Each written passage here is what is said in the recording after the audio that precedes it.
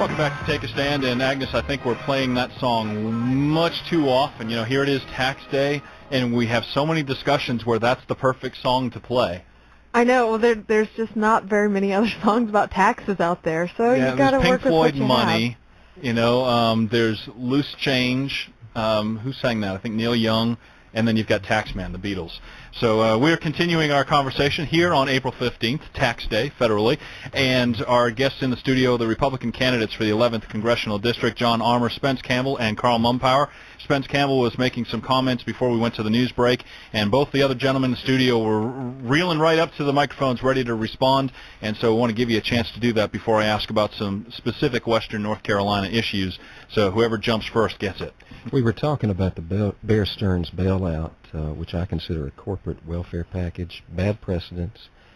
Disagree with it strongly. I believe it's the tip of the iceberg, and the concern is how we're going to bail out all the others that are likely to come later. You either believe in big government or not. I don't. What a lot of Republicans do is have a tendency to selectively pick and choose. I like big government on this issue. I don't on this issue.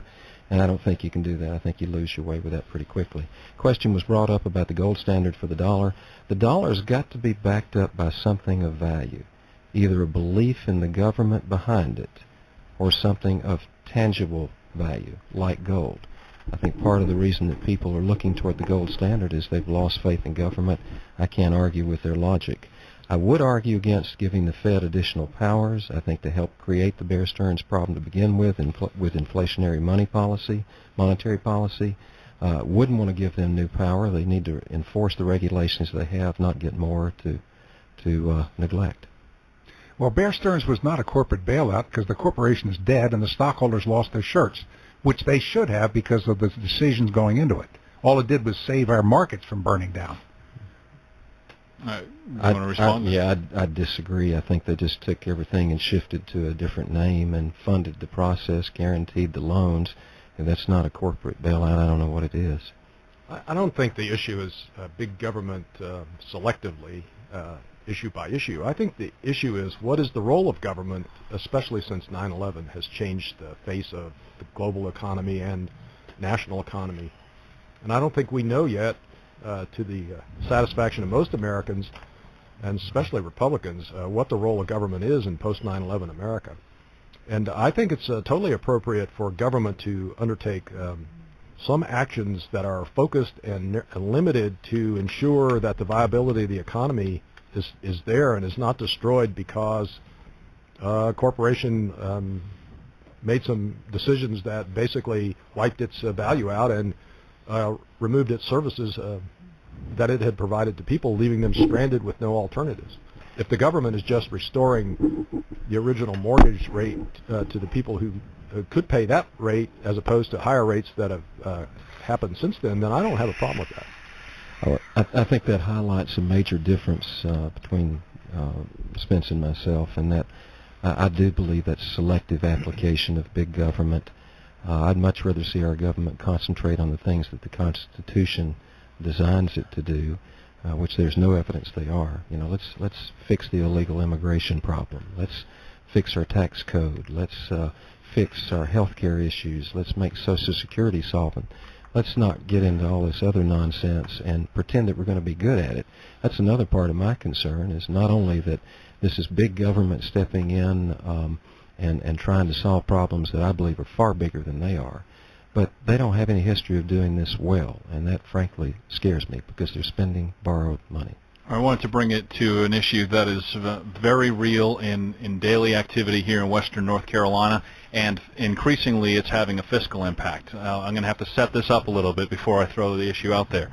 Right now, the state of North Carolina, the taxpayers in North Carolina, are funding a lawsuit against the TVA by our Attorney General. The legislature in Tennessee is moving forward with a bill to target testing against the mill in Canton by testing the water samples on the Pigeon River just after they cross the Tennessee line, and the thinking is that that is going to be used as a basis for the people of Tennessee to pay for a lawsuit against North Carolina.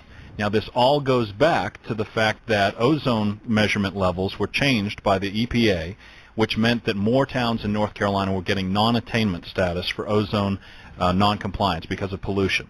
Every government study that's been done shows that the pollution in North Carolina, the big part of it, is coming from TVA plants in Tennessee. Now, the same government who is penalizing communities with threats of loss of highway funding because of non-attainment on ozone, another arm of the federal government is granting exemptions to air emission standards to the TVA plants. So with that backdrop, with that background, what would your philosophy be, and how would you approach environmental issues if elected to Congress to represent the people of Western North Carolina? Well, you should start with Shakespeare's suggestion to kill all the lawyers, but I don't think we could get away with that.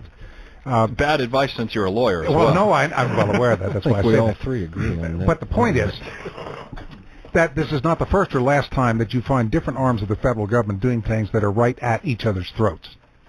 And in air pollution with the waiver to the plants, whereas leaning on the communities in North Carolina that are suffering from those plants is opposite directions. One hand doesn't know what the other is doing. There shouldn't be the waiver to the plants. There are ways to scrub coal clean. It can be done. It does exist. And furthermore, we've got to get that online and on market because we have a 300-year supply of coal, and guess what? It belongs to us. It doesn't sit under the sands in an Arabic country. It sits under the lands in the United States. So we should use it. But to use it, we've got to scrub it. And to scrub it, we've got to use best possible technology, which is known today. It's not like going to the moon. It's already been invented. All right. Now, what is your philosophy? What would be your philosophy when it comes to the federal government's role in environmental protection? Well, it's got to have some role, because it is true that pollution crosses state boundaries, and it generally crosses from west to east the same way the wind goes and storms go.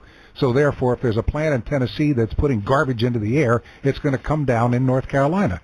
This is QED, and nobody can stop it. This is the way it is. And therefore, if there's going to be clean air in North Carolina, there have to be clean air standards that apply in Tennessee, and that's what we're talking about. But there's a way out. Technically, it's soluble. Carl? If I may, these are going to be lead issues, water and air, lead issues for the 21st century. And what I believe in is source accountability and source rights at the same time. That if you're generating something harmful, whether it blows in somebody's direction or flows in somebody's direction, then you have accountability for that. But you also have rights attached to that source. Fontana Dam is a good example. Tennessee robs the water from the source water system in Swain and surrounding counties, and they do it on the basis of one thing: power.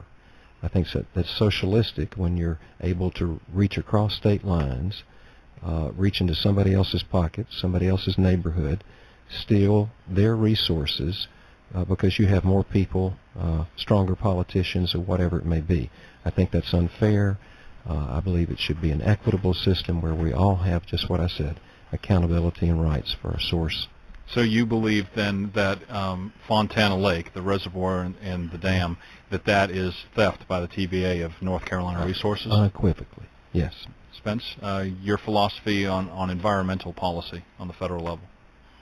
I agree with John. I think the federal government does have a role in environmental policy, but so do other governments. For instance, it's not just land, it's not just air and water, it's also land.